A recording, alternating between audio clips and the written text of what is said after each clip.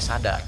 Supaya saat muncul ujian itu, kita merasakan kesadaran bahwa oh ini jalan sukses saya. Allah kirimkan buat saya, bukan buat yang lain. La yukallifullahu nafsan illa usaha. Kalau kita lihat-lihat, masalah tiap orang kan beda-beda ya. Tapi intinya sama kan masalah. Intinya kepikiran juga kan? Ya kan? Ya, kalau masalah kan nomor 4 ya. Ya kan? Kan berpikir itu ada 4. Ada berpikir, sedikit berpikir, tidak berpikir, pikiranun. Gimana? Masalah itu kan pikiranun kan? Yang dipikirkan kan? Ya, semuanya sama, intinya berpikir. Di perusahaan yang besar, yang kecil berpikir. Ya. Yang sedang ujian berpikir. Kadang-kadang sama-sama pusing, pusingnya sama, tapi bentuk ujiannya beda-beda. Yang paling menarik itu, ujiannya beda sesuai kadar kita. Nggak mungkin level direktur diuji dengan level pegawai bawah misalnya. Itu mustahil. Tapi sama-sama pusing juga. Ya, pegawai belum gajian pusing. Direktur proyek belum lancar pusing. Pusingnya kan sama kan? Tapi wujud ujiannya beda. Karena sesuai dengan maslahat kita. Itulah la yukallifullahu nafsan illa. Nah, cara mengatasinya bagaimana? Supaya saat diterima itu ada ketentraman dalam jiwa. Dan ketentraman itu melahirkan kesadaran. Oh, ini kan yang saya minta. Nggak mungkin ujian ini tiba-tiba muncul di hadapan saya kalau saya nggak pernah berdoa. Coba siapa yang pengen kaya, pernah berdoa minta sukses. Terus Allah kasih jalannya. Nih, lewatin dulu ini. Yang paling aneh kan begini, minta begitu dikabul marah. Kenapa harus saya ya Allah? Kan maneh tadi ngadoa gitu. Kan kamu yang minta tadi. Kenapa ketika dikasih bilang kenapa harus saya ya Allah? Ini kan aneh sebetulnya. Ya? Jelas ya? Nah, supaya menghadirkan suasana itu, solusinya apa? Itulah hadiah Isra Mi'raj. Makanya perjalanan Nabi sebelum Isra Mi'raj itu melalui persoalan-persoalan dulu. Supaya sadar hidup itu nggak ada yang lurus terus. Tidak ada yang nyaman terus. Ya, Nabi itu sebelum Isra Mi'raj itu apa peristiwanya? Diganggu di Mekah.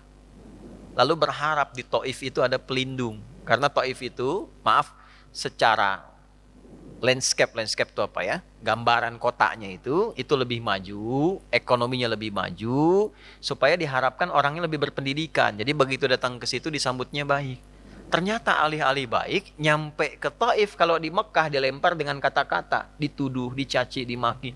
Ke Taif dilempar dengan batu. Nabi terluka, anak angkat beliau terluka juga Zaid. Istirahat, datang malaikat 2 turun. Ya Muhammad ya Rasulullah, kama qala, ya Rasulullah, mud yadaika ilas sama, angkat tanganmu minta kepada Allah. Supaya kami ini diperkenankan mengangkat 2 bukit untuk menghimpit orang-orang yang telah melukaimu ini. Apa jawab Nabi? Perhatikan kalimatnya. La fa innahum qaumun la ya'lamun. Mohon jangan lakukan, karena mereka melakukan itu kepada aku karena belum tahu saja tentang aku. Bukan karena benci. Karena belum tahu. Kalau orang belum tahu diapakan? Diberitahu, bukan dimarahi. Bukan dicaci. Jadi boleh jadi ada yang mencela itu karena belum tahu. Ah, kalau kita tidak merasa harus dicela, ya, dan tidak merasa celaan itu ada pada diri kita, kenapa mesti marah? Jelas ya? Maka apa yang terjadi? Perhatikan doanya. Aw kama qala ilahi ila man takiluni a ila qaribin yu'dhini am ila ba'idin yu'limuni fa ana radin ma lam taghdab alayya wala haula wala quwwata illa billah. Ya Allah, setelah aku bertugas di sini dan dilempari oleh orang-orang di sini, kemana lagi engkau akan perjalankan aku setelah ini? Apakah tempatnya masih dekat dan aku akan dilempari lagi? Ataukah tempatnya jauh dari sini dan aku akan disakiti lagi? Aku ridha dengan itu ya Allah, selama itu perintahmu sepanjang engkau tidak marah kepadaku. Itu poinnya. Tolong garis bawah ini. Sepanjang engkau tidak marah kepadaku. Apapun yang kau perintahkan, aku kerjakan. Apakah tempatnya masih dekat atau jauh dan aku akan disakiti lagi? Dari situlah turun undangan Isra dan Mi'raj.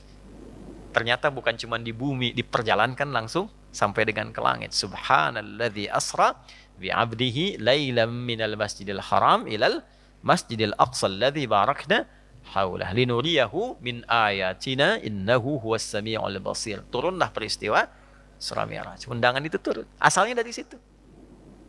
Jadi ketika kita itu sadar bahwa semua apa yang kita alami ini ujian dari Allah untuk membantu kita meningkatkan kualitas hidup, mengabulkan doa kita, disitulah anugerah akan turun. Tapi kalau kita banyak mengeluh, capek. Ya, ini saya kasih gambaran gini. Ibu tahu cacing nggak? Cacing tahu ya? Mas tahu cacing ya? Pak, cacing itu kalau saya punya wajan tuh buat gorengan, panasin. Cacingnya dikesituin tuh. Ya. Kalau belum panas kan dia diam ya. Kalau udah dipanasin dia ngapain? Ah, kerungkel-rungkel tuh. Orang Banten rungkel-rungkel. Ya. Ngapain cacingnya? Hah? Gerak-gerak gitu kan? Gede. Kenapa? Kenapa? Panas. Bukan. Bukan. Bukan karena kepanasan. Karena cacing tidak bisa mengeluh. Aduh, panas. Aduh. Enggak. Dia bergerak mencari solusi. Ya. Ya kan? Hah? Pernah nggak dengar cacing? Aduh, nggak pernah kan? Kenapa harus saya? Kenapa? Nggak pernah begitu. Kejamnya, oh, nggak pernah. Ya. Yang dicari solusi. Nah, cacing dihisap tidak? Tidak. Kita dihisap tidak? Cacing tidak dihisap, tapi menjadi umpan untuk makanan kita. Kita yang sering ngumpanin cacing, tapi nggak belajar dari cacing tuh. Kenapa harus selalu ada keluhan? Yo, cicak. Cicak makanannya apa? Nyamuk. Cicak bisa terbang nggak? Nyamuk bisa terbang. Di mana logikanya hewan yang tidak bisa terbang, makanannya terbang? Tuh. Tuh kalau nyamuknya pintar, dia punya akal. Ya, jadi mainan cicak tuh. Cicak, gitu kan? Ya, tapi lihat kuasa Allah tuh. Orang tua kita cuma ngajarin sedikit. Cicak diam-diam datang seekor. Kok datang seekor nyamuk? Bukan cicak mendatangi nyamuk, nyamuknya datang. Siapa yang mendatangkan nyamuk ke cicak itu?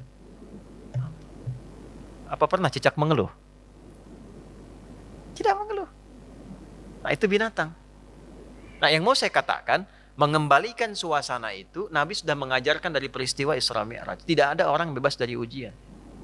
Tapi kalau kita menyadari semua datang dari Allah untuk membuat kita lebih berkualitas, satu, dan mengabulkan sesungguhnya apa yang kita mohonkan dalam doa, maka turunlah kemudian kenyamanan. Kalau Nabi karena Rasul, karena Nabi Rasul, mukjizatnya Isra Mi'raj, naik buruk, kita nggak mungkin naik buruk. Odong-odong banyak. Nah, delman banyak, tapi naik buruk mustahil. Ya, karena peristiwanya tidak mungkin berulang, maka hadiahnya diabadikan. Itulah sholat. Itulah sebabnya panggilan sholat itu bersanding dengan hajat. Karena itu sholat disebut dengan hajat. Kebutuhan. Wasta'inu bisabri was sholat. Kalau punya masalah, terima dulu dengan sabar. Dan lakukan sholat. Nah, jadi asalnya sholat itu diperintahkan oleh Allah lewat Rasulullah untuk menyelesaikan semua masalah kehidupan kita. Makanya dulu orang-orang yang punya hajat, punya masalah, itu melakukan sholat. Nabi Zakaria punya masalah. Diuji dengan keturunan. Rambutnya sudah memutih, fisiknya sudah letih. Maaf, istrinya divonis menopause dan mandul. Secara medis gak mungkin punya keturunan. Maka apa yang diperintahkan oleh Allah? Diilhamkan sholat. Di Quran surah 3, ayat 38-39. Ya. Hunalika da'a Zakaria rabbah qala rabbi habli min ladunka dzurriyyatan thayyibah innaka sami'ud du'a fanadathul malaikatu wa huwa qa'imun yusalli fil mihrab annallaha yubashshiruka bi Yahya. Setelah manusia mengatakan enggak mungkin kau punya keturunan, beliau salat. Dalam salatnya beliau memohon, ya Allah, semua memvonis aku tidak akan mungkin punya keturunan, maka aku menyebut namamu yang memberi tanpa punya batasan. Hab namanya. Dari Wahab. Ya Allah, saya minta darimu saja. Karena orang lain mengatakan nggak mungkin. Saya minta darimu yang tidak punya batasan. Engkau pasti mendengar doa saya. Kalau yang pada maha mendengar juga tidak terkabulkan, kepada siapa lagi saya mesti meminta? Maka langsung turun jawaban. Padahal beliau itu masih berdiri dalam sholatnya. Belum selesai sholatnya. Fanadathul malaikatu, turun malaikat. Wa huwa qa'imun yusalli fil mihrab. Sedangkan beliau masih berdiri dalam sholatnya. Turunlah berita disampaikan akan punya anak namanya langsung dari Allah, Yahya. Nabi Musa sholat. Musa itu sholat. Quran surah 20, Thaha ayat 14. Innani anallahu la ilaha illa ana fa'budni wa aqimis salata li dzikri. Nabi Isa sholat. Quran surah 19 ayat 31 sampai 33. Wa awsani bis shalah. Allah memerintahkan padaku untuk sholat. Nabi Ismail sholat. Quran surah 19 ayat 55. Wa kana ya'muru ahlahu bis shalah. Bahkan Nabi Ismail itu meminta semua keluarganya jangan tinggal sholat, jangan tinggal sholat. Itulah sebabnya kenapa sholat itu menjadi yang paling pokok dalam hidup dan tidak ada alternatifnya sampai meninggal. Kenapa? Karena Allah menginginkan semua masalah kita selesai, tuntas.